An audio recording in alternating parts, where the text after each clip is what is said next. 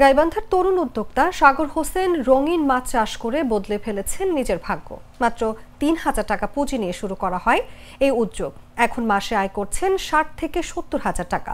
স্থানীয় চাহিদা মিটিয়ে দেশের বিভিন্ন প্রান্তে ছড়িয়ে পড়েছে তার মাছ। রয়েছে রপ্তানির স্বপ্ন। প্রতিনিধির পাঠানো তথ্যচিত্র নিয়ে বিস্তারিত জাগো ডেস্ক রিপোর্টে। পানিতে খাবার দিতেই ভাসছে, ডুব দিচ্ছে নানা রঙের মাছ। লাল, নীল, কালো, বাদামি, হলুদ নানা রঙের মাছের ছড়াছড়ি।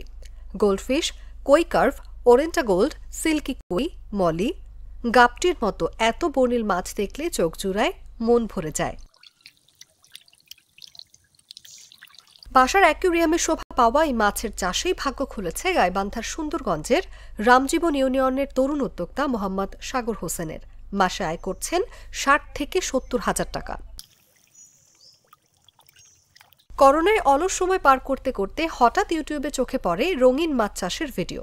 মাত্র ৩,০০০ টাকা পুঁজি নিয়ে কিছু অটো ব্রিড মাছ দিয়ে শুরু করেন। নানা সংকট আর শঙ্কায় পরিবারের সহায়তায় আজ একজন সফল উদ্যোক্তা সাগর। রঙিন মাছ চাষে সরকারিভাবে পৃষ্ঠপোষকতা পেলে দেশের চাহিদা মিটিয়ে বিদেশেও রপ্তানি করার প্রত্যাশা সাগরের। প্রথম দিকে সাগর হোসেনের রঙিন মাছ চাষ দেখে পরিবার ও স্থানীয়রা হাসি ঠাট্টা করলেও বর্তমানে সফলতা দেখে খুশি অনেকেই। নিচ্ছেন মাছ চাষের পরামর্শ।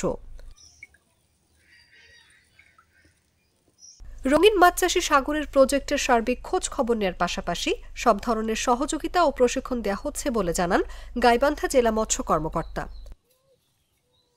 বর্তমানে সাগর ৩টি পুকুর ও ১৮টি হাউস যুক্ত করে ১৫ থেকে ২০ জাতের ১.৫ লাখ রঙিন মাছ উৎপাদন করছেন। এছাড়া তার রঙিন মাছ সাগর অ্যাগ্রো ফার্ম সহ বেশ কয়েকটি অনলাইন প্ল্যাটফর্মে বিক্রি করছেন, যার চাহিদা গাইবান্ধা ছাড়াও রংপুর, দিনাজপুর, বগুড়া, রাজশাহী সহ যাচ্ছে রাজধানী ঢাকা পর্যন্ত। অনুভা বিশ্বাস, জাগো নিউজ। শিয়া বাটার ও ভিটামিন ই সমৃদ্ধ লিলি হালাল বিউটি সোপ, তারুণ্যময় উজ্জ্বল ত্বকের জন্য।